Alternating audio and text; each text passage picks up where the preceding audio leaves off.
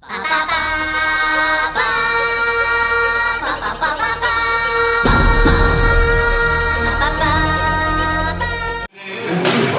prendre place. Nous allons commencer nos travaux dans un instant.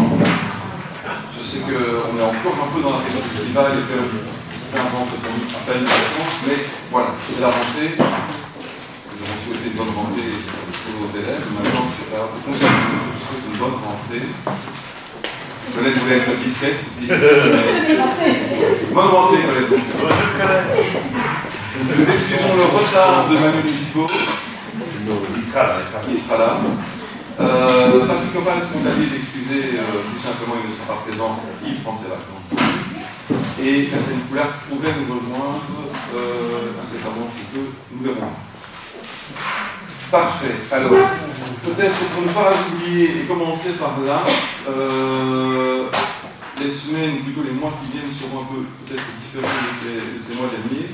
Les 7 ans de mois derniers, les 7 ans de mois derniers, puisque nous arrivons tout doucement non seulement en fin d'année, mais aussi en fin de législature. Donc le Conseil de septembre a lieu aujourd'hui, vous l'aurez constaté, même si nous en avons 27 août.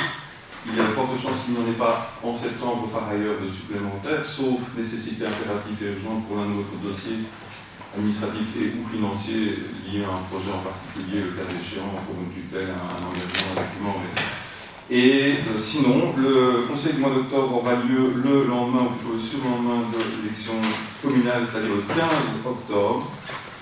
C'est un peu différent des mois précédents et du rythme habituel. C'est le deuxième, non, c'est maintenant le troisième. C'est parfait, donc on est exactement dans le 15 octobre donc. Au mois de novembre, il aura lieu le 12 novembre. Et au mois de décembre, peut-être que vous ne serez pas tous amenés à représenter, ou à représenter, ou à siéger, ou à être élu, tout simplement. Le 2 décembre, il y aura donc l'installation du nouveau conseil communal, résultat des élections du mois d'octobre. Donc ceux que ça intéresse, on peut de toute façon y assister, vraiment, quand bien même on est vraiment au C'est un lundi, mais c'est prévu par décret, donc c'est proposé par la législation. Le jour n'est pas à notre appréciation, à notre discrétion. Le 12 novembre, puis le 2 décembre. C'est à la demande de l'administration par rapport à l'évolution de certains dossiers. Et pour la modification budgétaire, puisqu'il y aura une troisième, déjà on peut l'annoncer, ça a été évoqué au Conseil, en commission des finances juste précédemment, donc il y aura bien une troisième modification budgétaire, et là aussi légalement il y a un impératif, la date limite c'est le 15 novembre. Et donc il nous faut réunir avant. Nous réunir avant. C'est clair pour tout le monde, vous avez pris notre vol, Michael enverra un mail vraisemblablement au service, au mémoire, mais comme ça, vous avez déjà l'information. Nous avons été saisis d'une question d'actualité qui a été reçue, donc recevable, et qui sera posée par Angélique en fin de séance. Je n'ai pas encore abordé d'autres points, mais si vous avez une remarque particulière, à moins qu'une idée, des infos d'actualité, pas de... Non. Ok. Monsieur Léon Marie-Jadin, je vous en prie. Je vais faire une déclaration plutôt qu'autre chose, mais en fait, je suis extrêmement déçu que, pour empêcher les prises de parole, on ait besoin d'utiliser une loi qui date d'avant la régionalisation, loi qui avait été dictée par M. Tobac en son temps, qui n'est plus d'actualité, simplement parce que les questions d'actualité ne peuvent pas être adressées à Mme Bourgès. Et en fait, l'article dit juste le contraire. Il dit que le conseil communal a le droit d'interpeller la bourgmestre, ou le bourgmestre, comme le truc à l'époque, c'était encore le bourgmestre, il n'était pas question, c'était un sort de scandale. Je m'excuse, mais il y en avait déjà. Anne-Marie-Lisa, pour ne citer qu'un. Ne sortez pas du cadre, vous en sortez déjà, mais continuez, je vous en prie, vous ne devrez pas vous motiver davantage. Et donc, finalement, cet article, notre usage, dit juste le contraire. Et puis on va chercher quelque chose.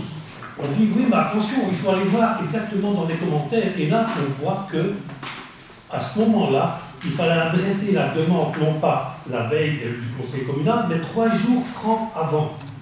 Cette mesure n'existe plus. Ça n'existe plus, ça m'a été confirmé par le juriste du SPV pour pouvoir recours. Il m'a dit non, ça n'existe plus. Et il dit, voilà, ce n'est pas pour lui, quand je lui ai parlé, il m'a dit ce n'est pas normal. Donc ce plan d'actualité, il n'est pas important. Il n'est pas important, c'est vraiment une question de détail. C'est simplement pour attirer l'attention sur des choses que j'estime pas correctes. Et c'est pas grave. C'est vraiment pas grave. Par contre, quand vous l'avez refusé la fois dernière, c'était un sujet important. C'était la vitesse excessive des voitures de sport dans la commune de Rebec lors du fameux rallye, parce qu'ils devaient rejoindre et qu'il n'y avait pas de mesures qui avaient été prises, ils devaient rejoindre le point de départ des spéciales et ils traversaient pour ça la commune dans tous les sens avec des voitures sans tenir compte de la présence qu'ils étaient dans une agglomération. Voilà. J'ai terminé. Bien. Il est regrettable d'exposer la chose telle que vous l'avez exposée. Et de la sorte, vous mettez en difficulté, non pas les mandataires publics, ni politiques, mais bien le directeur général et son administration. Le directeur général, dans une situation identique il y a un an, vous a formulé la même réponse avec les mêmes motivations et les mêmes références légales. Il y a un an. Une fois, donc la jurisprudence vous était connue. Vous avez contacté le SPOE, le directeur général a fait par ailleurs, mais il s'en expliquera dans un instant, et ce que vous rapportez du SPOE n'est pas exactement la conclusion que le directeur général a eue après avoir contacté la personne concernée. Bien sûr, nous n'étions pas dans le film, on a tout le film, et donc il est difficile de savoir ce qui a été dit exactement et dans quel terme et à quel propos, et comment ça a été interprété et répercuté. Ici, et je vais être relativement simple, effectivement, il y a une différence entre la fonction de police et le code de la démocratie locale et le fonctionnement de la commune et de ses organes. La fonction de police est une fonction fédérale. Et solliciter la bourgmestre, en l'occurrence, par rapport à sa fonction de police au conseil communal, ce n'est pas prévu par le code de la démocratie locale et ce n'est pas une compétence régionale. Il vous est loisible, le cas échéant, de la solliciter par ailleurs, indépendamment d'ailleurs du conseil communal. Il vous est loisible de la consulter via le conseil communal, mais en employant une autre formule qui vous est connue, qui vous a été indiquée il y a un an et que vous avez utilisée il y a un an d'ailleurs.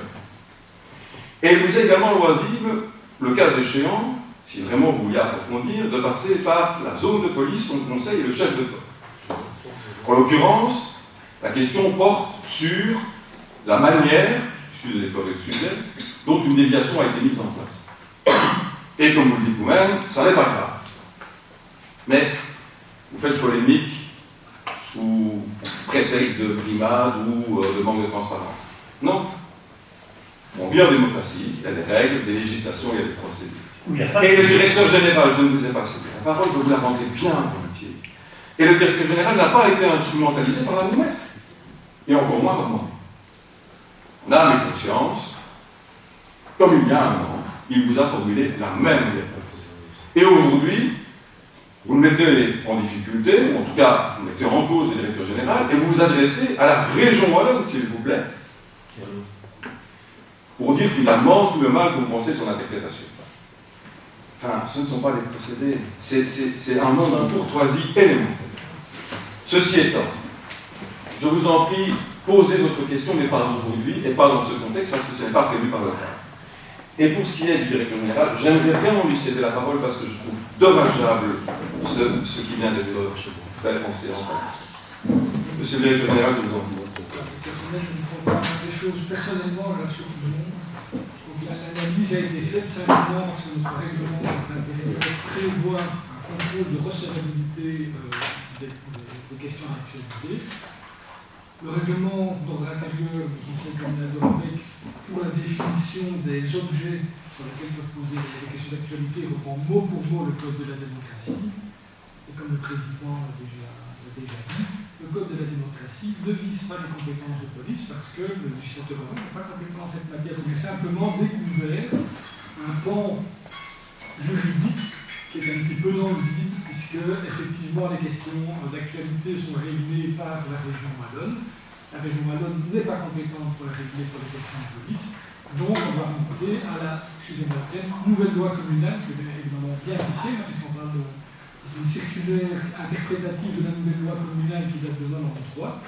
Ceci dit, c'est la seule base juridique que j'ai retrouvée, justement, et qui permet au conseil communal d'être informé de la manière dont le bourgmestre ou la bourgmestre exerce ses compétences de police. Je commence à vieillir. Quand je suis arrivé à la commune, il y avait des débats au conseil communal parce qu'effectivement, les conseillers voulaient interpeller le bourgmestre sur ce genre de sujet.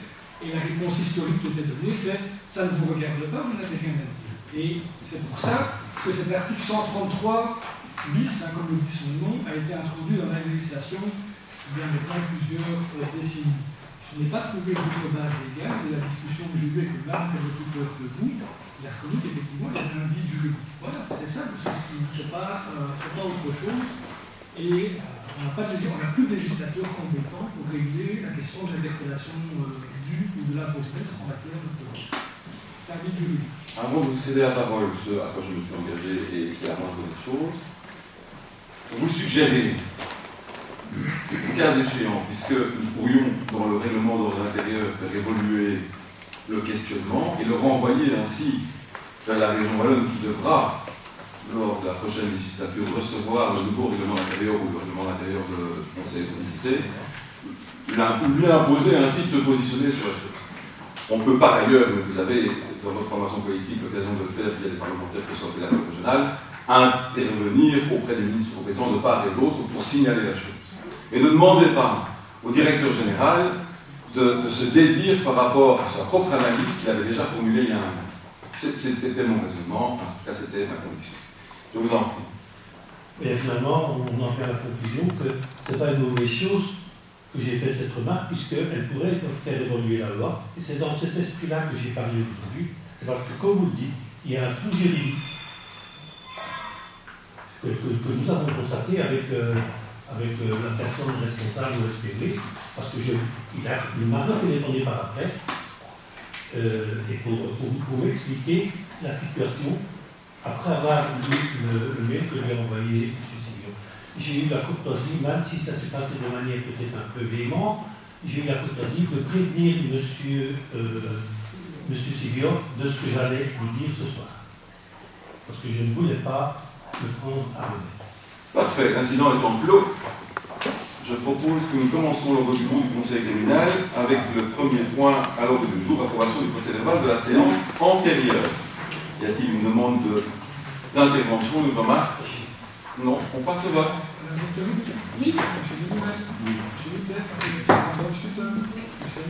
Oui. Abstention. Oui. Oui. Oui. Oui. Monsieur Epec. Oui. Monsieur Tonzol. Oui. Madame Pils. Oui. Monsieur Godard. Oui. Madame Bonbois. Oui. Monsieur Gadin. Oui. Madame Di Paola. Oui. Madame Maï. Oui. Madame Maï. Oui. Monsieur Debias. Oui. L'ordre du jour appelle le deuxième point, direction financière stagiaire, c'est le vocabulaire utilisé. Madame Edith Robert, donc il s'agit de recevoir sa prestation de serment. Rappelez-vous, nous avons procédé au remplacement et procédé donc à toutes les étapes, remplacer M. Foucard qui part à la pension et qui est parmi nous aujourd'hui dans le fond de la salle. Je le remercie encore au passage, on l'applaudira complètement après si vous voulez. Et dès lors, il nous faut recevoir la prestation de serment de Mme Edith Robert que j'appelle à nous rejoindre pour ce faire.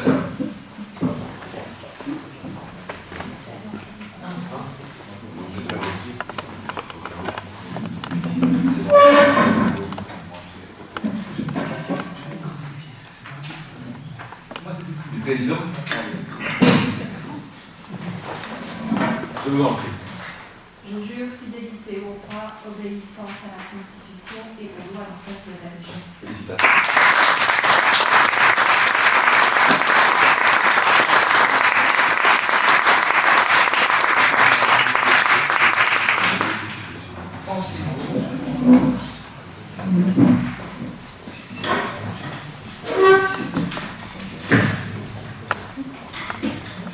Donc, je rappelle le point suivant, marché de services, financement des dépenses extraordinaires, détermination des conditions et du mode de passation. Y a-t-il une demande d'intervention ou une question, Angélique? Madame Di Paola, pardon. C'est mon prénom. Hein. Les questions que nous pose ce projet de cahier des charges sont nombreuses. Tant la matière est lourde, et lourde aussi, nous semble-t-il, pour les Québécois qui auront à financer ces emprunts. Tout d'abord, quant à la précision dans la description du point marché de financement de certains projets inscrits au budget extraordinaire 2024, cette description ne précise pas lesquels. Nous demandons à ce que cela soit précisé. Il nous semble bizarre que ce soit seulement aux 2 tiers de l'année en cours que vous vous inquiétez de trouver l'argent nécessaire à la réalisation de marchés déjà attribués. On parle quand même de 4 685 791,63 €. Généralement, dans les bonnes familles, on commence par comparer ses possibilités financières au coût de travaux. Ici, vous semblez faire l'inverse. De plus, il semble que vous voulez aussi financer les intérêts à rembourser en parlant d'un montant de 2 236 981,20 €, représentant 4% de la prévision globale des charges d'intérêt à contracter. Ces 4% sont-ils le taux d'intérêt? Est-ce un taux fixe? Nous aimerions aussi connaître le montant déjà engagé par la commune pour la tribune de la Royale Union Sportive Québécoise, et si débours il y a, comment comptez-vous récupérer ce montant? Et puis, à quoi correspondent les 2 autres catégories similaires en montant d'emprunt, mais avec des durées différentes, 25 et 30 ans, prévues dans votre cahier des charges? Y a-t-il une autre demande d'intervention sur le même objet? Je n'en vois plus. Nous avons la chance d'avoir 2 directeurs financiers ce jour, en plus du directeur général. Donc je vais proposer aux membres du collège qui le souhaitent, mais aussi aux grades légaux présents, de répondre à toute partie de vos questions en fonction de leurs compétences et de leur maîtrise et de la technicité de ces derniers. Je ne sais pas si le directeur général va intervenir d'abord. En termes de prévision, le Conseil communal a bien entendu prévu les moyens nécessaires, puisque c'est lors du vote du budget extraordinaire que les moyens sont prévus, donc soit par emprunt, soit par fonds propres, soit par subside. Donc c'est une fois qui est bien prévu au niveau du budget, c'est la mise en œuvre du tableau des voies et moyens qui est développé au sein du Conseil. Et le moment où on ouvre les emprunts, c'est en fonction du moment où les premières factures, on estime que les premières factures vont nous arriver. Donc il ne suffit pas qu'un marché soit attribué, il faut-il qu'il soit notifié, que les travaux aient débuté. Donc on veille à avoir la liquidité nécessaire au moment des premières factures. En tout cas, c'est comme ça que nous fonctionnons dans la commune de Revaux. Dans certaines communes un petit peu plus riches, parfois ils vous même les emprunts encore un petit peu plus tard, parce qu'ils ont des liquidités suffisantes pour payer les premières factures par exemple. Donc ça c'est peut-être pour l'aspect purement technique. Les emprunts qui sont concernés, j'avoue que j'étais en congé et que je n'ai pas une maîtrise du dossier qui est là à l'intérieur qui vous a été communiqué. Par contre, je ne sais pas si j'ai ici, j'ai les emprunts qui sont concernés par ce marché, ça c'est certain, et c'est vous retrouvez sur les différents postes l'addition selon la durée de l'emprunt des marchés concernés, sachant que vous retrouvez dans chacune des durées d'emprunt les mêmes emprunts. Vous allez avoir les 2 plus gros que vous voyez qui sont indiqués de manière séparée, et pour soit en 25, soit en 30 ans. Et pour l'emprunt en 10 ans, vous avez des emprunts de plus courte durée qui sont aussi additionnés à cette empreinte. Donc si vous faites l'arrêt, vous allez retrouver exactement les montants qui sont prévus par financement au budget extraordinaire 2024, tout ce qui est pointé comme étant financé par emprunt. Donc on pourrait les citer, mais c'est ce qui se trouve au tableau des voies de moyens du budget. Madame Turelli. Oui, donc effectivement, je confirme ce que le directeur général vient de dire. Lors du travail budgétaire, le directeur financier est bien évidemment associé aux travaux budgétaires du collège. Et on connaît notre capacité d'emprunt au moment de l'élaboration du budget. Alors, ça me permet d'anticiper un petit peu par rapport au point suivant, la modification budgétaire, mais vous voyez qu'il y a une colonne montant prévu fonds de réserve, montant prévu par emprunt. Donc, dès le budget initial, on sait les dossiers et les projets qui se feront par emprunt et les montants qui seront financés par emprunt. Et tout ça a déjà été calculé et introduit dans le budget initial et la charge d'emprunt est reprise à l'ordinaire dès le budget initial. Donc nous, on navigue pas à l'aveugle. On savait ce qu'on devait emprunter. On a calculé la charge d'emprunt, elle a été répercutée au niveau du budget ordinaire. Et donc tout ça a été fait de façon claire et précise. Et si vous voulez savoir tous les projets qui sont pris par emprunt, il vous suffit d'ouvrir votre budget initial ou le tableau de la modification budgétaire qui figure au point suivant, parce que tous les points sont repris, tous les projets sont pris. Vous aurez tous les montants d'emprunt pour chaque dossier pour lesquels un emprunt a été prévu. Et effectivement, c'est pour les montants plus conséquents qu'on a une durée soit de 25 ans, soit de 30 ans, puisqu'en fonction des offres qu'on recevra des banques, on tranchera s'il est plus intéressant de passer sur un emprunt à 25 ou 30 ans, puisque vous n'êtes pas sans savoir que les marchés financiers évoluent de façon assez irrégulière pour l'instant. Donc on attend d'avoir les informations pour trancher sur la durée de ces emprunts à long terme. Et pour les montants moins conséquents, on travaille sur les plus courtes durées qui correspondent, et ça je le confirmerai, sur la durée d'amortissement du projet. Pour certains projets, on essaie de durée ou acquisition de matériel sur des durées de 5 ans ou 10 ans, puisque c'est la période d'amortissement qui détermine, qui conditionne la durée de l'emprunt.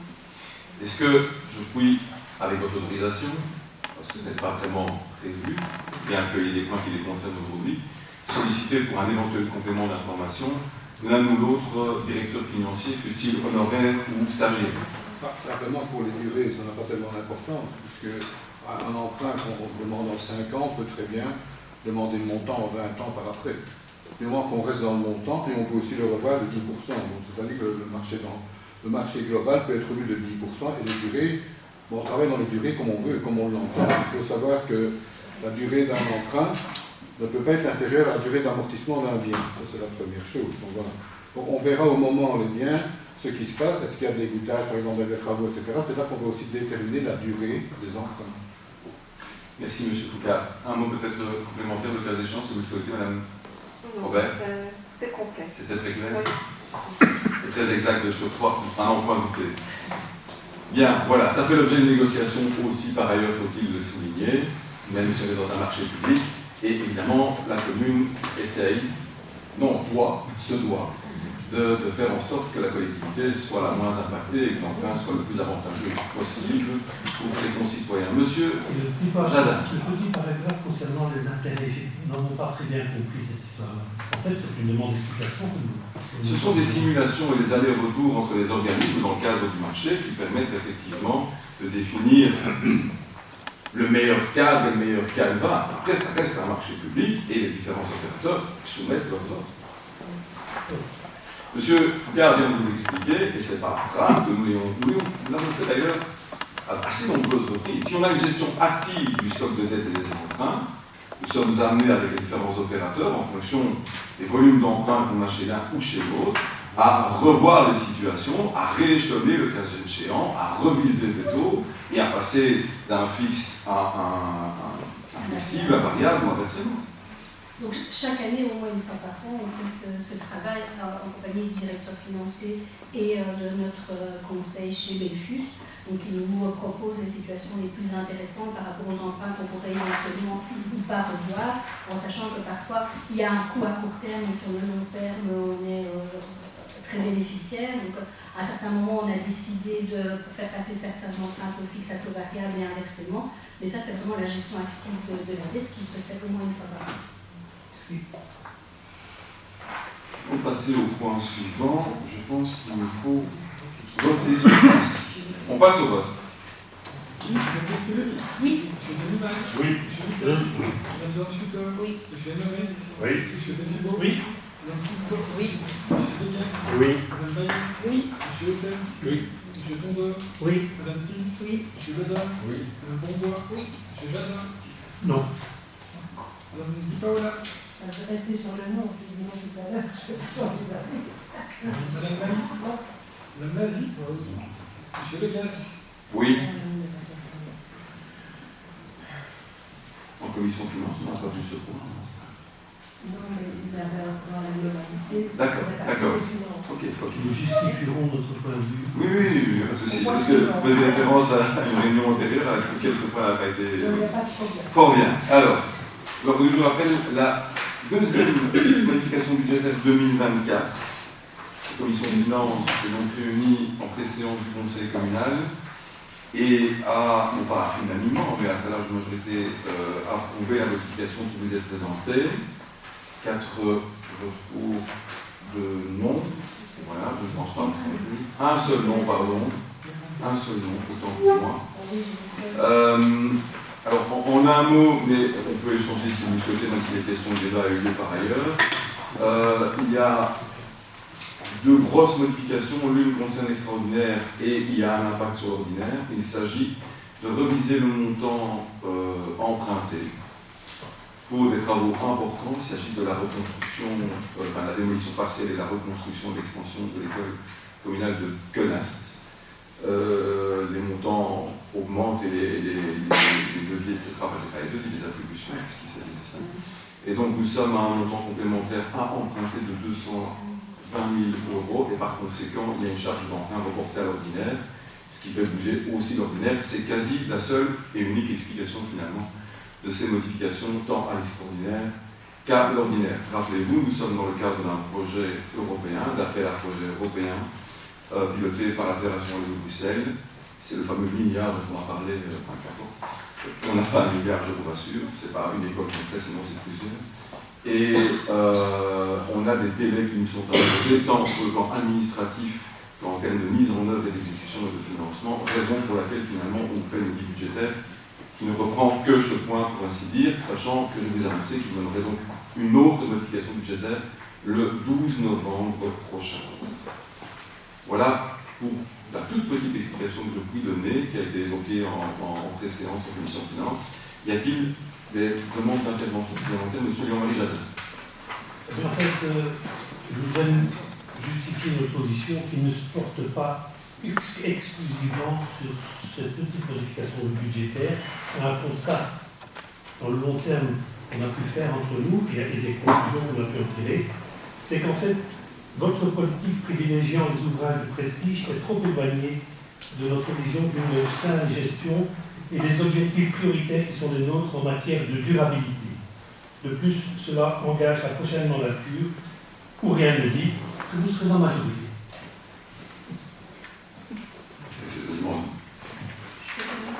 Je vous en prie, Mme Nourri. Je pense qu'en visant ce projet, alors là vous êtes, c'est vraiment s'il y a bien un projet qui est dans la durabilité, c'est celui-là, puisque ça va être, quasiment zéro énergie.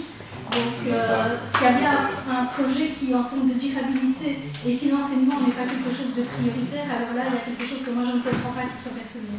Je pense qu'on est dans la qualité de l'enseignement et les locaux qu'on peut mettre à disposition, parce que on connaît que les locaux de la rue Sainte ont quand même leur âge et que les locaux des Tourterelles aujourd'hui, en termes de performance énergétique, ne sont absolument pas bons. Donc ici, on vise vraiment à de la durabilité avec une école qui va être pratiquement complètement passive pour la nouvelle année, et investir dans l'enseignement ne me semble pas quelque chose de déraisonnable. En fait, c'est investir pour le futur.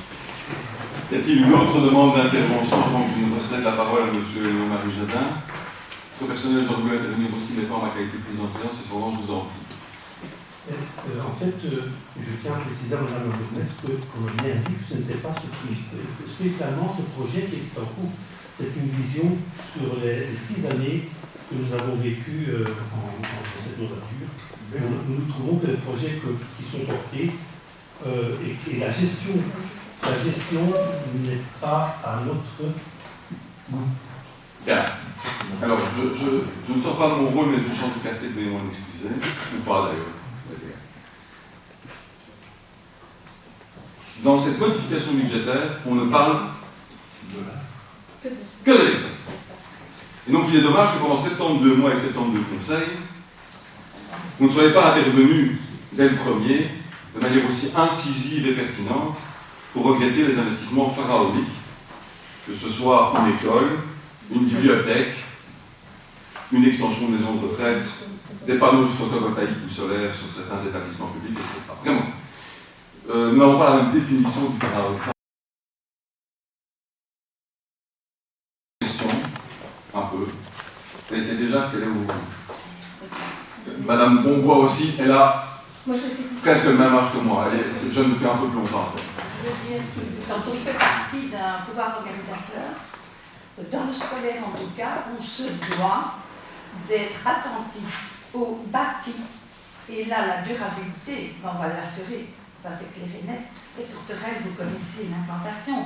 C'était une implantation qui allait à sa belle mort. C'était très complexe de la remettre en état, etc. etc.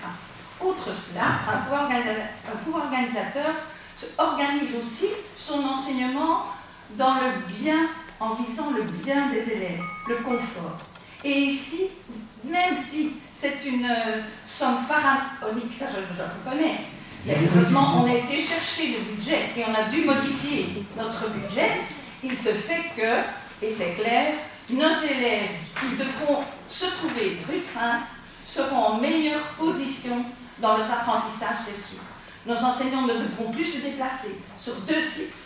Tout est en même cohésion.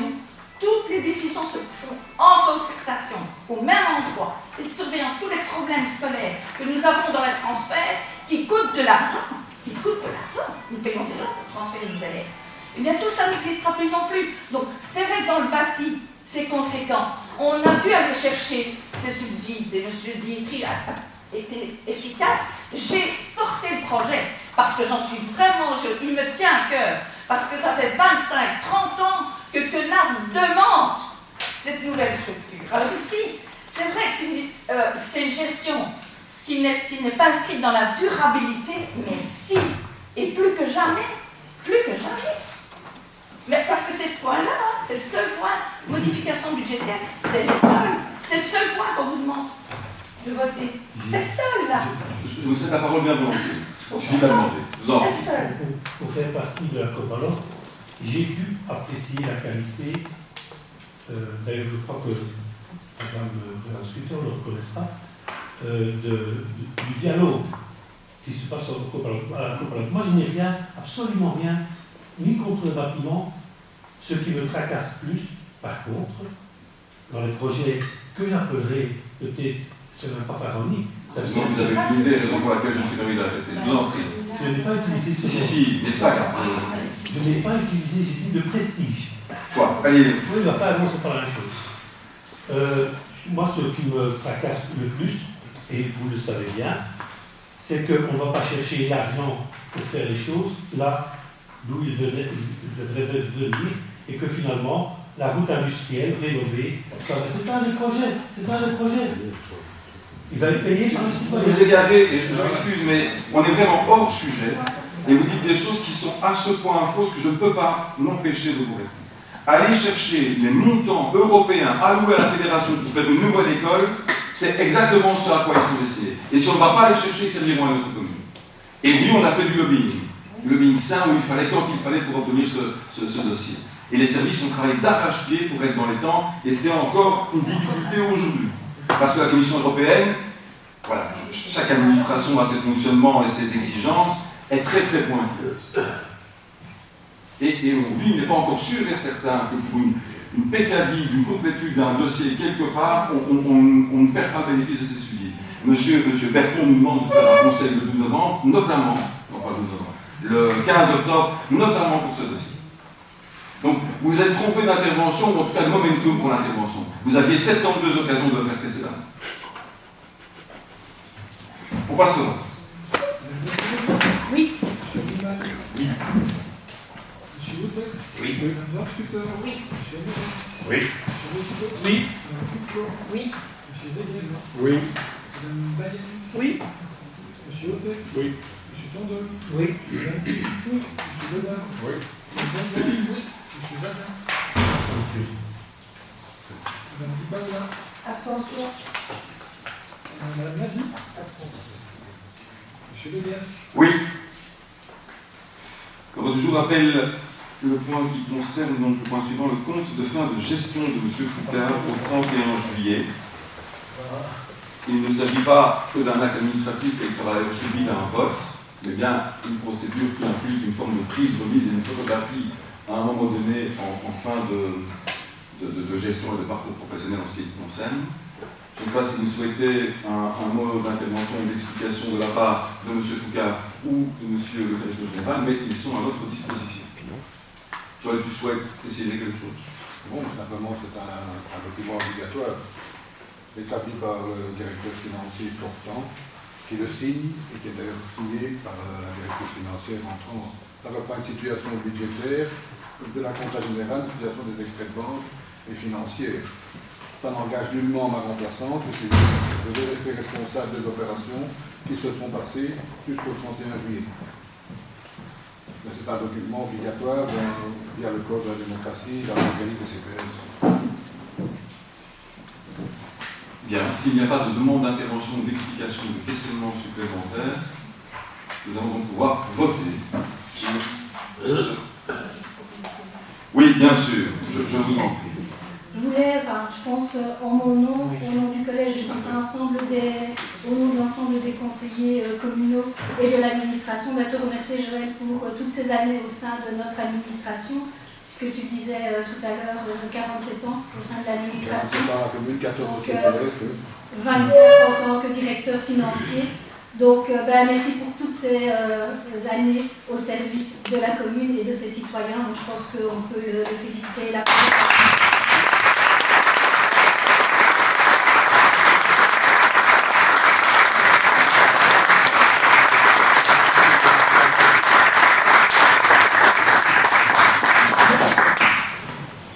J'ai quand même dit un petit mot peut-être, c'est que je souhaite à ma remplaçante de pouvoir bénéficier d'une carrière aussi longue et aussi grande que la mienne. Je l'invite aussi à visiter le village de Rebecque, qui est un magnifique village. Je ne peux inviter que là parce que ce n'est pas l'esprit de clocher, mais avec de l'excellente pierre en plus. Tu as laissé ton poster du Anderlecht dans ton bureau? Le poster est toujours affiché. Bien. Puis-je considérer l'unanimité? Le vote l'indique, du moins le vote des conseillers. Merci. Merci pour Joël, pardon. Et pour la stagiaire remplaçante, nouvelle directeur financier. Aussi. Bien. L'ordre du jour appelle le point 6, vérification de l'encaisse du directeur financier à la date du 30 juin. S'il s'agit d'une communication extra-cérébrale, s'il n'y a pas de remarque, on peut passer au point suivant. Alors, il y a deux points pour information relatifs à la composition du conseil de fabrique et du bureau de Marguillier. L'un concerne l'église Saint-Martin de Colasque et l'autre l'église Saint-Pierre et Saint-Martin de Bierge. Y a-t-il une objection à ce que nous votions ces deux points ensemble? D'ailleurs, ce n'est pas un vote puisque c'est une vote. Alors, le point suivant concerne la fabrique d'église protestante de Clabec. Il s'agit du point relatif au compte, et là aussi c'est un point pour information, sauf question, remarque ou autre. Le point 10 concerne le compte de l'exercice 2023 pour le CPS. Cette fois, il a été visé et vu et discuté précédemment en commission des finances. Si quelqu'un souhaite une modification ou une question, il n'hésite surtout pas, c'est le moment, c'est l'instant. Madame Mailly. Nous savoir pourquoi le délai de 40 jours n'a pas été prorogé de 20 jours. Si le budget a bien été reçu le 5 juillet et le conseil a eu lieu aujourd'hui le 27 août, ça fait, d'après nos calculs, 54 jours, donc en théorie, le conseil aurait pu jouer son rôle de tutelle, ou bien est-ce que le délai a bien été prorogé? Je ne sais pas. Le délai, nous le votons en juin, traditionnellement, et nous l'envoyons à la commune, donc ça a été voté le 29 juin, reçu le 5 juillet, puis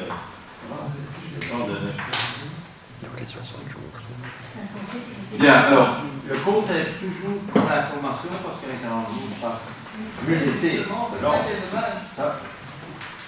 On ne va pas renvoyer la patate chaude aux législateurs, sinon ça va devenir une habitude. Dans le cas présent, il lui fallut faire un conseil communal pour proroger le délai. Ah, c'est le conseil qui C'est le conseil qui proroge. Parce qu'il a pas vraiment changé. Seul lui est compétent pour proroger son délai. Donc, voilà, vous comprenez d'autant mieux. Je vous remercie de votre compréhension. Nous passons au point 11. Centre public d'action sociale, cette fois il s'agit toujours d'appliquer l'approbation des biens pour un autre point, puisqu'on parle de la modification du cadre et singulièrement du service de la cuisine. C'est un point pour information. Je ne sais pas si vous avez des questions, aussi avec le président veut ajouter un mot. Oui, c'est une augmentation vu les besoins de la cuisine de la résidence. C'est aussi une info. Maintenant, le cadre n'est pas forcément rempli, mais on le prévoit. On prévoit une augmentation au personnel. Bien, s'il n'y a pas de remarques, on peut passer au point 12 qui concerne l'espace numérique et son fameux règlement dont on a déjà évoqué précédemment. Monsieur Morex. Tout à fait, donc on a retenu toutes les remarques de Mme Mailly. Oui, Mme Mailly, voilà. Voilà. J'espère que cette fois-ci, tout est bon. Madame Mailly. Apparemment pas. Non, je suis pas sur le Grégory, tout est bon. C'est plutôt une petite question. Est-ce qu'on peut savoir la raison pour laquelle l'espace numérique a perdu sa labellisation, s'il a été labellisé, et s'il compte faire demander la labellisation EPN Wallonie? Nous avons... De l'avenir, on n'a pas parlé. Non, on n'a pas du tout discuté. Donc, ici, on... Le directeur général peut expliquer pourquoi, voilà. Et de l'avenir, on n'a pas encore parlé. Voilà. En fait, le subventionnement du personnel, chez nous, le personnel qui était en place a quitté sa fonction et on n'a pas remplacé. Il l'occupait toujours quelque part, il a été en congé de sa fonction. Ça n'a pas démissionné. Et plutôt que de chercher un remplaçant pour ce type de fonction qui est assez complexe, on a décidé de fonctionner avec des bénévoles.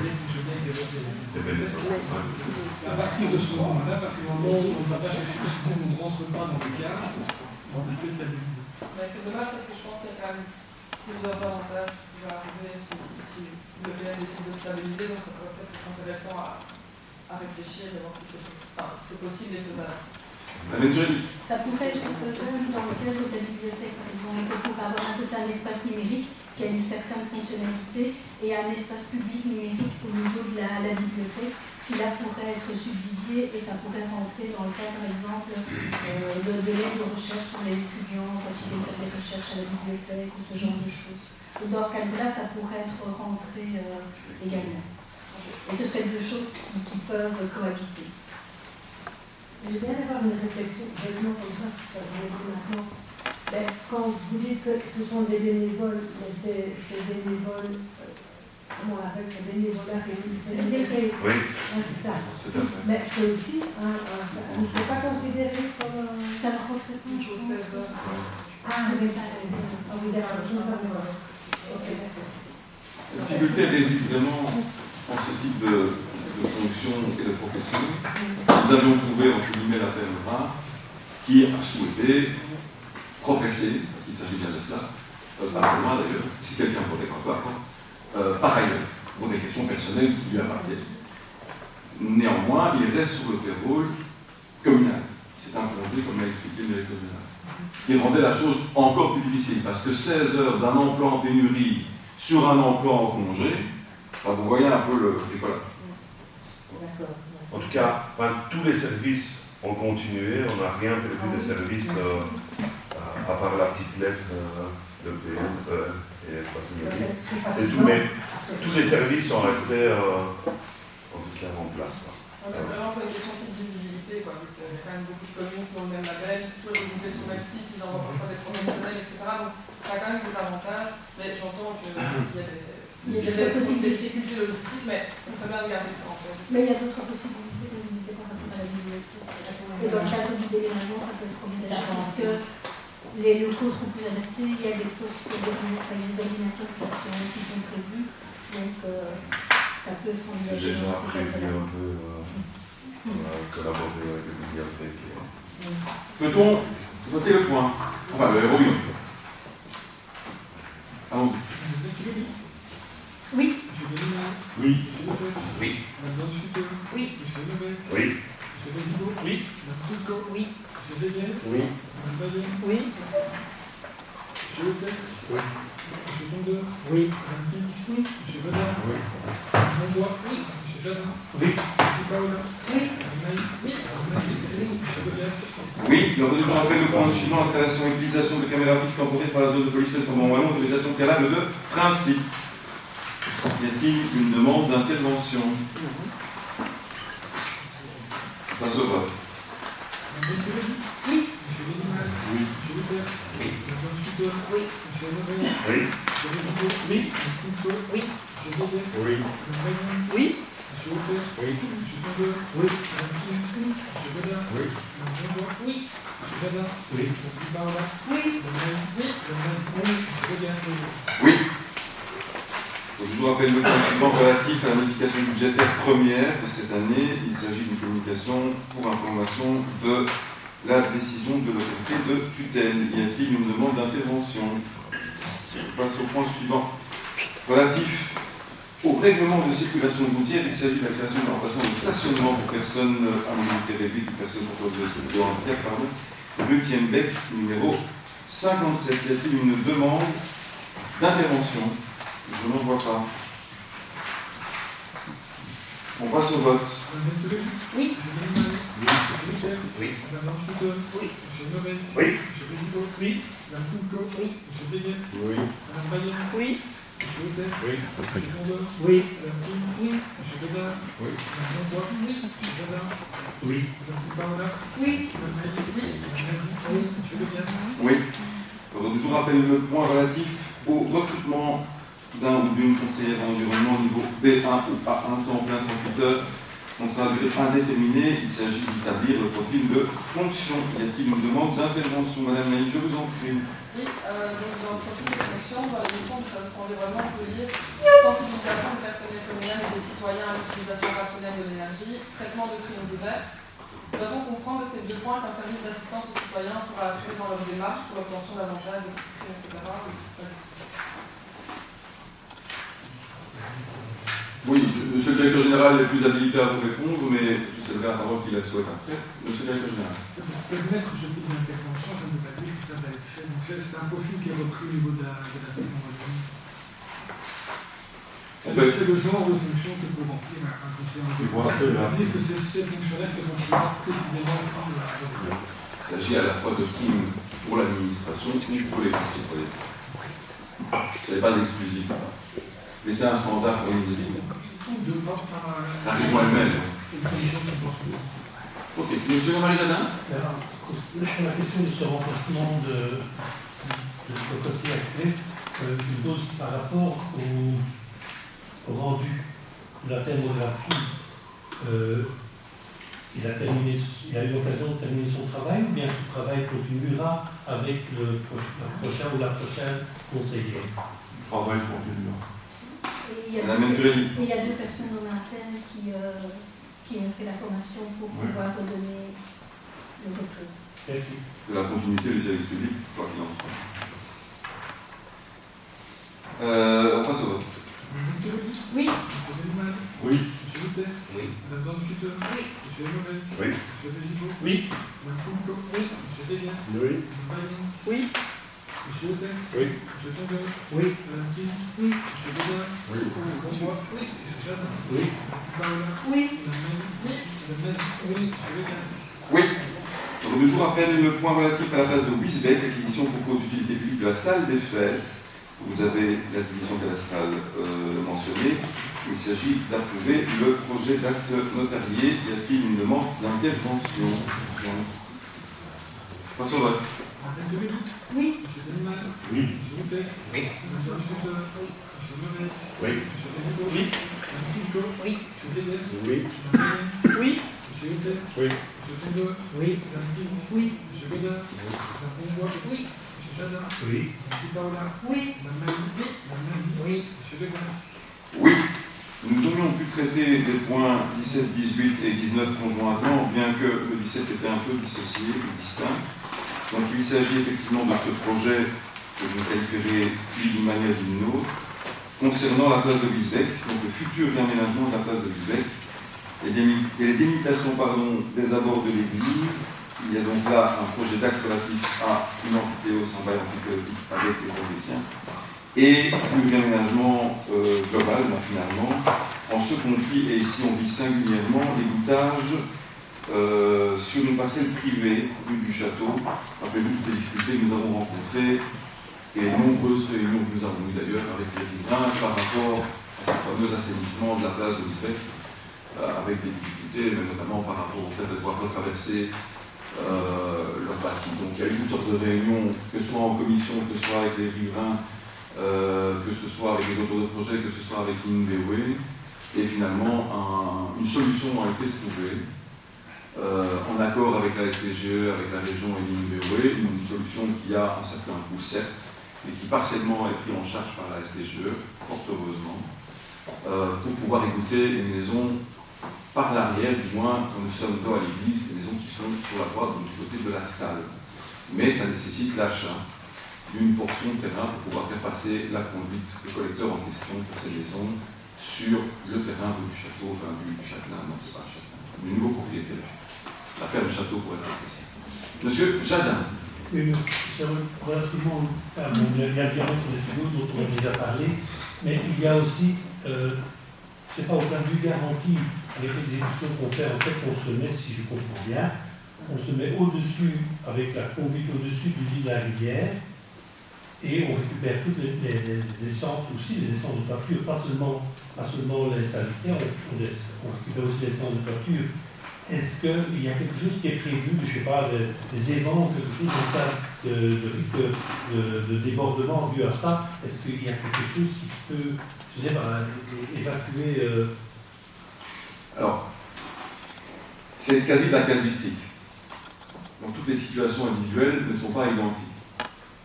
En termes d'écoulement, pluvial et ou brise, certaines des habitations ont des descentes de gouttières et des eaux pluviales évacuées par l'avant, qui se déversent d'ailleurs actuellement dans le filet d'eau, ou ce qu'on pourrait considérer comme étant un filet d'eau, ce qui n'est pas exactement le cas d'ailleurs. Mais d'autres, à l'inverse, soit par la toiture en descente oblique dans la toiture, soit plus bas dans le bâti, ont des eaux pluviales qui sont amenées vers l'arrière. Donc on va forcément mélanger des eaux pluviales et des eaux grises dans ce collecteur à l'arrière.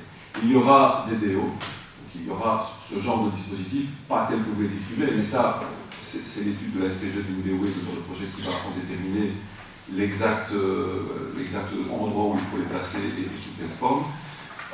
Mais effectivement, ça vient se rejeter par ailleurs, et donc il faut le prévoir, c'est une nécessité.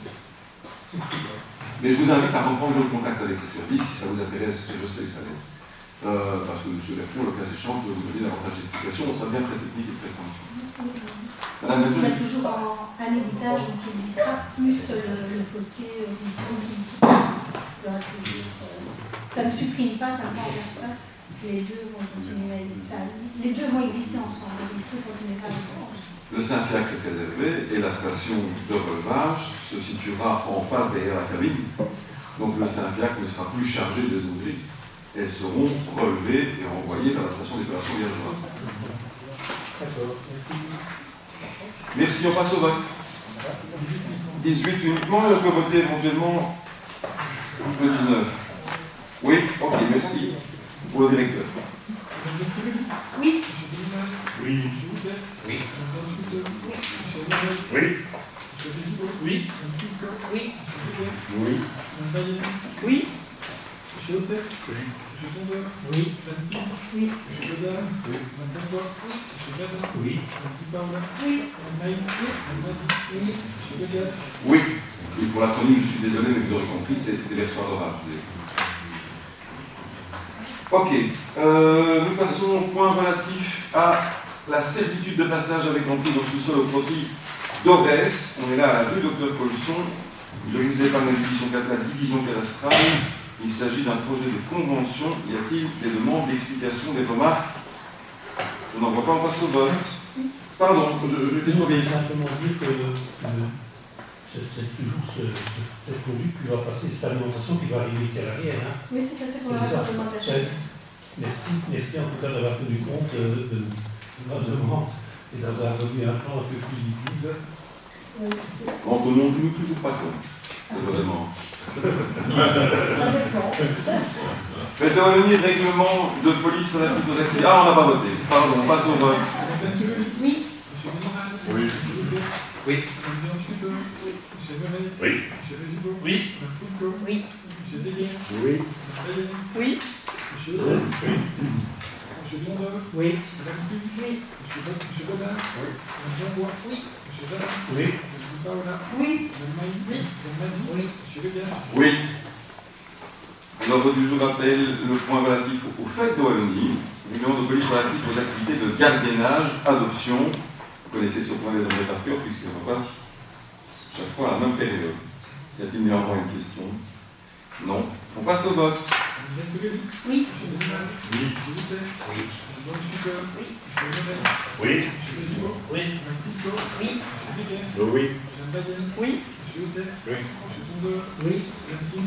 Oui. Monsieur Godin. Oui. Madame Jean-Bois. Oui. Monsieur Zana. Oui. Monsieur Paola. Oui. Madame Maï. Oui. Madame Mazie. Oui. Monsieur Legas. Oui. Je pense qu'on peut féliciter la SBN d'ailleurs avec l'événement qui fait perdurer cette festivité dans notre commune. Règlement relatif aux sociétés et subventions pour 2025. Y a-t-il une demande d'intervention? Madame Naïm.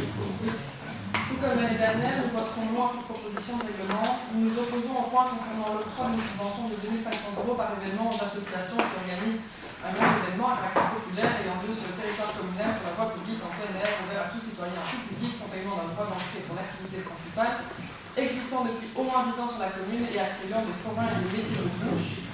Vu toutes les conditions énoncées, peu d'associations peuvent bénéficier de cette aide à l'organisation d'un événement. Ça mérite de la constance. Au moins. C'est pas moi qui ai dit au moins. Bien, ceci étant dit, on passe au vote. Madame Pellegrini. Oui. Monsieur Desmal. Oui. Monsieur Houtet. Oui. Madame Don-Schucker. Oui. Monsieur Level. Oui. Monsieur Bézigo. Oui. Madame Foucault. Oui. Monsieur Déguer. Oui. Madame Bayem. Oui. Monsieur Houtet. Oui. Monsieur Tondeur. Oui. Madame Kim. Monsieur Godin. Oui. Madame Jean-Bois. Oui. Monsieur Zana. Non. Madame Paola. Non. Madame Maï. Non. Madame Mazie. Oui. Monsieur Legas. Oui. Alors, je vous rappelle le point suivant relatif au marché de services dans la désignation d'un ou d'une artiste chargée de la conception et la production d'une intégration d'œuvres d'art dans le cadre de la restauration et affectation du bibliothèque publique de la chapelle des anciens hospices, dit des Augustines, l'approbation des conditions et du mode de passation de marché. Madame Turelli. Juste une petite précision, c'est une imposition de la Fédération de Bruxelles dans le cadre du subside qu'elle accorde à la bibliothèque. Valoriser ainsi et encourager les artistes francophones. Madame Mailly. Juste une petite question, c'est pourquoi avoir choisi de passer le marché par procédure négociée sans publication préalable? Il semble que ce mode de passation ne favorise pas la concurrence et la transparence. Si j'ai bien compris, parce que c'est quand même un peu compliqué, les artistes invités à remettre une note sont sélectionnés par le collège ou par le comité de sélection, enfin de présélection, parce que, in fine, c'est le collège qui est le pouvoir indicateur qui décide. Madame Joly. Donc effectivement, il y a une commission qui est très structurée, très réglementée, qui s'est réunie. Donc chaque membre de la commission a la possibilité de présenter un ou plusieurs artistes devant la commission. Je pense qu'il y a 18 ou 19, une vingtaine d'artistes, je n'ai plus le nombre en tête, qui ont été présentés. Donc chaque personne présente a fait la présentation de ces artistes, du type d'œuvre qu'elle pouvait réaliser. Et donc, chaque membre a émis un vote, et c'est cette proposition qui a été faite au collège. Donc, c'est une des façons de procéder dans le cadre de ce marché par la Fédération Wallonie Bruxelles. Donc, tout ça est piloté par eux, donc il y a différentes formes de procédure, et c'est celle qui a été retenue en concertation avec eux. Pour ne pas faire un appel large et qu'il y ait 15 artistes qui présentent des maquettes, etc. Parce que c'est beaucoup aussi pour les artistes de présenter et pas leur demander de venir présenter quelque chose, sachant qu'il n'y a qu'un seul artiste qui sera retenu. Mais là, c'est quand même un peu la même chose. Non. Ils choisissent de soumettre une œuvre qui va. Ils choisissent. Alors, pour que les choses soient très claires, parce que je trouve vraiment qu'il n'y a aucune équivoque. Nous sommes dans un schéma hyper structuré, dans un métier ou une corporation, une profession assez particulière, faut-il le dire. Les marchés publics, d'ailleurs, et ce type de démarches sont assez incompatibles par nature. C'est un constat. Et c'est vraiment l'administration de la communauté française qui a tout à fait piloté de manière très fine la procédure et qui l'a même conseillé et fortement conseillé à l'administration et au collège. Le collège a désigné 2 membres de ce comité, mais ce comité est composé... il y avait 2 articles. Enfin, il y a une douzaine ou une dizaine de membres, et ce ne sont pas les membres désignés par le collège qui ont proposé des artistes, même s'ils pouvaient. Mme Grély en a proposé il y a peut-être 1 ou 2, mais les 16 autres ont été proposés par les membres de ce comité, qui sont soit des membres de l'administration de haut niveau, soit des artistes eux-mêmes, au nombre de 2 ou 3, qui participent au comité et donc qui s'excluent par ailleurs indirectement eux-mêmes. Il est important de redire ce que Mme Grély a dit, c'est que les artistes sollicités engagent des frais. Et donc nous devons aussi couvrir les frais engagés, et dans les procédures suivantes et les étapes suivantes aussi. Comme c'est une imposition de la communauté française, c'est quand même un coup, faut-il le dire, qui nous ravit par ailleurs, hein, c'est une démarche intéressante et utile, c'est bien qu'ils balisent et qu'ils prennent en charge et qu'ils ne suivent pas à pas. Mais je comprends votre démarche et votre remarque. On est dans un vraiment par nature, les marchés publics et ce type de démarche, c'est un peu antinomique. Et malheureusement, c'est vraiment le type de procédure qui favorise l'entre-soi. Et je présente mes amis à vous présenter l'Europe. Et ça, personnellement, je trouve que c'est un peu dommage, alors qu'une procédure ouverte, même s'il y a bien sûr l'autre complexité qui va être forte. Monsieur Jadin. Et effectivement, je n'ai pas peut-être assez étudié le projet, mais quelle est la part de la commune dans le financement de cette œuvre d'art? La commune. 42 000 €, je pense que je peux compter le montant. C'est un ratio par rapport au projet Par global. rapport au pourcentage du subside. Je pense que j'ai de mémoire, j'ai 42 000 €, mais... Ici, à titre purement indicatif, les balises qui ont été indiquées, c'est que c'est un projet extérieur au bâtiment et un projet qui est... Pardon 46 827, merci M. Delvaux. C'est un projet extérieur au bâtiment, donc il n'est pas intégré dans le bâti, et encore moins à l'intérieur, et qui est un projet qui doit amener le Kidam vers le bâtiment. Mais il n'y a pas grand-chose d'autre de préciser, hein. C'est relativement ouvert. Je parle de sol classé, donc le sol est classé. Alors, dans l'environnement du bâtiment et sur le site, il y a des espaces qui sont effectivement, qui font l'objet d'un classement. L'espace extérieur, oui. Le milieu, par exemple. Le pignon de la... Ouais. Parce que l'un d'entre eux, dans la discussion du comité de sélection, suggérait par exemple, à titre exemplatif vraiment, que le pignon puisse être utilisé pour amener finalement le chaland à venir à la chapelle qui n'est pas visible à vue. Et d'aucuns ont attiré l'attention sur le fait qu'effectivement, il y avait des éléments qui étaient classés et sur lesquels on ne pouvait pas travailler, en tout cas, pas travailler n'importe comment sans permis de la loi, l'agence wallonne du patrimoine. On passe au vote. Oui. Oui. Oui. Oui. Oui. Oui. Oui. Monsieur Leclerc. Oui. Monsieur Fondeux. Oui. Madame Kins. Oui. Monsieur Badin. Oui. Madame Bonbois. Oui. Monsieur Jadin. Abstention. Madame Picaola. Abstention. Madame Maïs. Abstention. Madame Nazi. Oui. Monsieur Legaz. Oui. Donc, je vous rappelle le point suivant, c'est le dernier, mis à part la question d'actualité relative à la fabrique d'église Saint-Martin de Quenas. Il s'agit d'une demande de garantie de la commune pour un emprunt à contracter. C'est monétairement, vous le savez, mais ça passe au conseil. Y a-t-il une demande d'intervention? Je vous remercie, on peut passer au vote. Oui. Monsieur Leclerc. Oui. Madame Picaola. Monsieur Revelle. Oui. Monsieur Lido. Oui. Madame Pinto. Oui. Monsieur Zédé. Oui. Madame Bayen. Oui. Monsieur Leclerc. Oui. Monsieur Fondeur. Oui. Madame Kins. Oui. Monsieur Badin. Oui. Madame Bonbois. Oui. Monsieur Jadin. Oui. Madame Picaola. Oui. Madame Maïs. Abstention. Madame Nazi. Monsieur Legaz. Oui. Il nous reste à évoquer un dernier point. Il s'agit de la question d'actualité de Madame Di Paola. Madame Di Paola, vous avez la parole.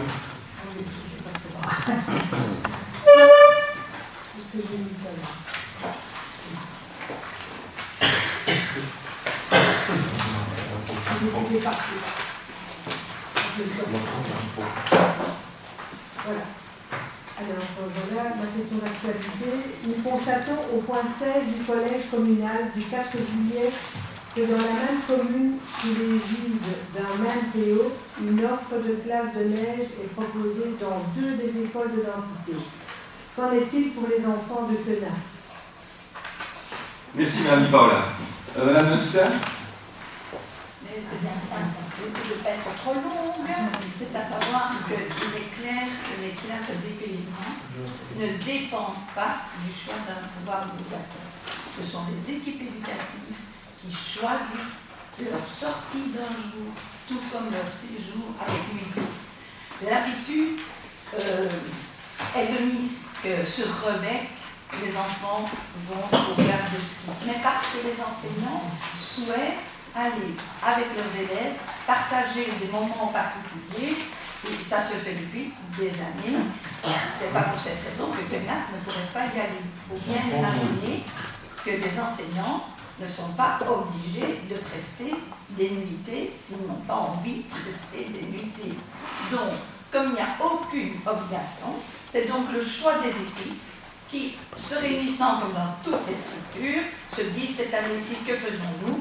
Moi, je voudrais aller là, là et là, et je pars 3 fois. Super, le PO dit ok, par là, on n'intervient pas.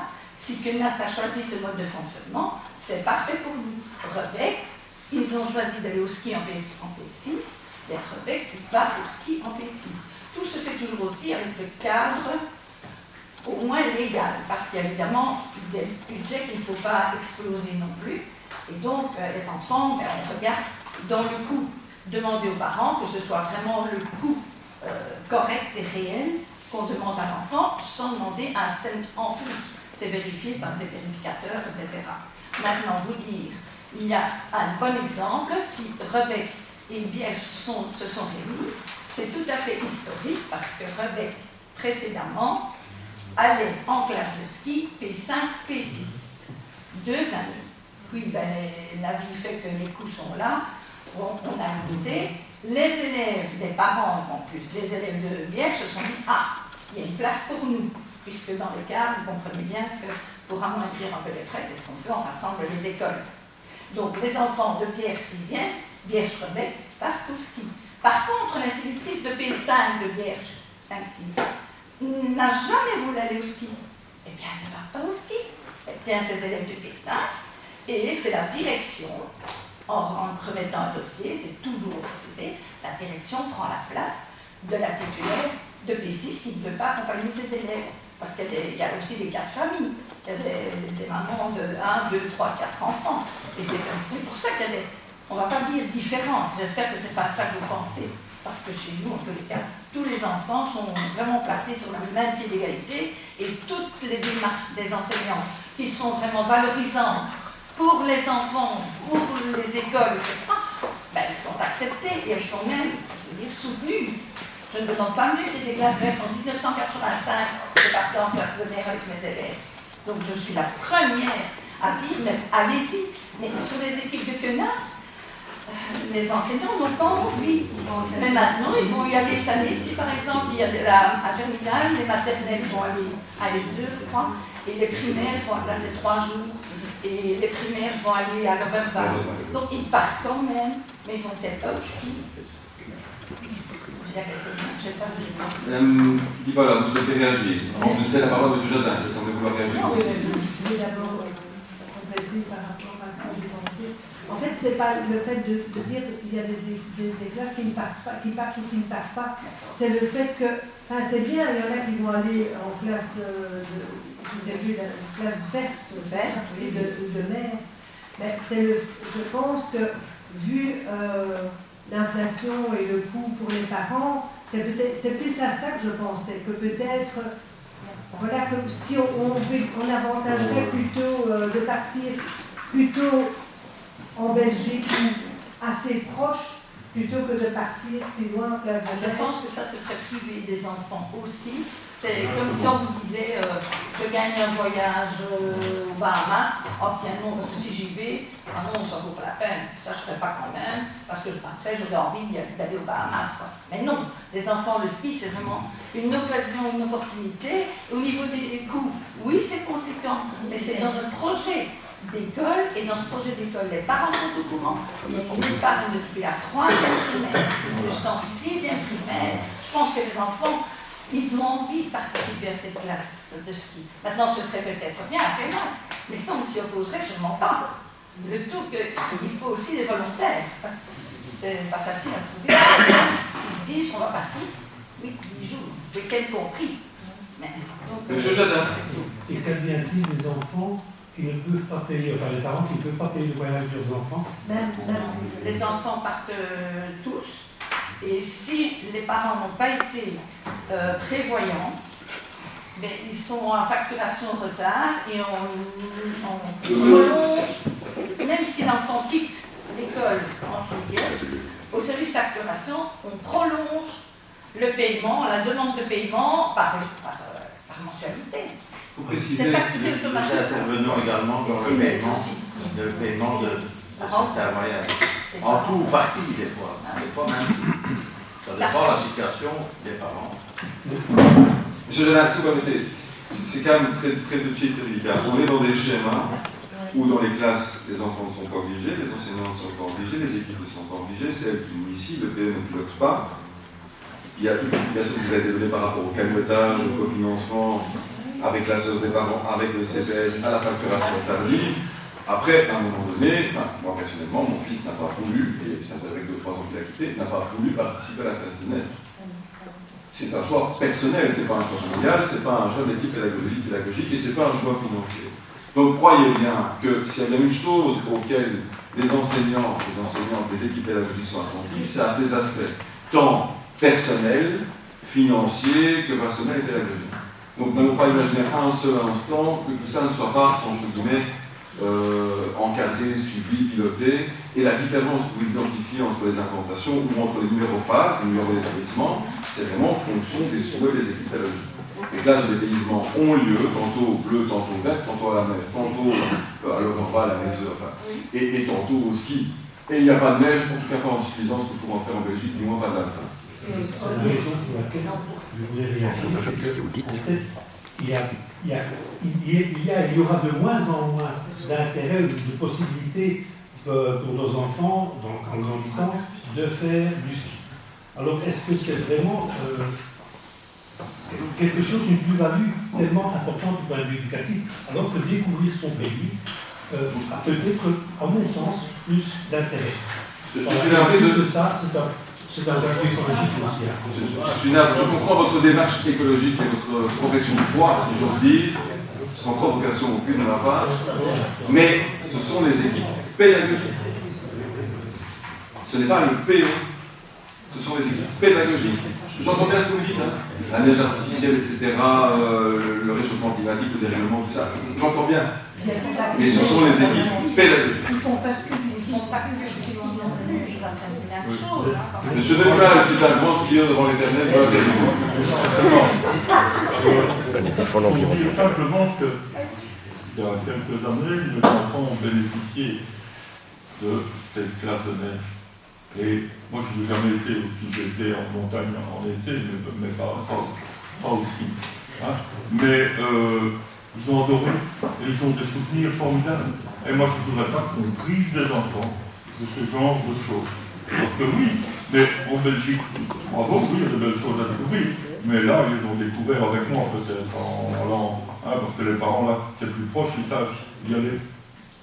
Au ski, il y a d'autres parents comme moi, pourtant c'était sportif à l'époque, et qui n'ont jamais été au ski, et les enfants, franchement, mes enfants, on dira formidables, ils ont de magnifiques souvenirs de ça. Je ne voudrais pas qu'autre intervention fasse qu'à un moment dit, l'un ou l'autre, c'est peut-être pas aller, donc on va priver tout le monde.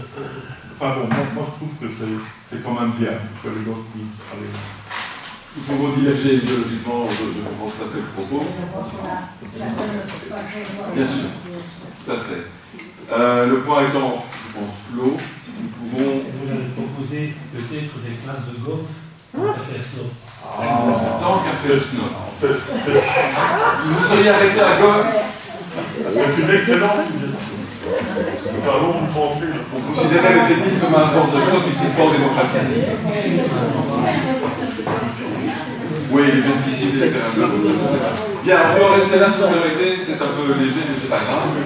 On va donc clore le conseil communal en séance publique, clôturer, clore. Maintenant, et on passe dans le clos.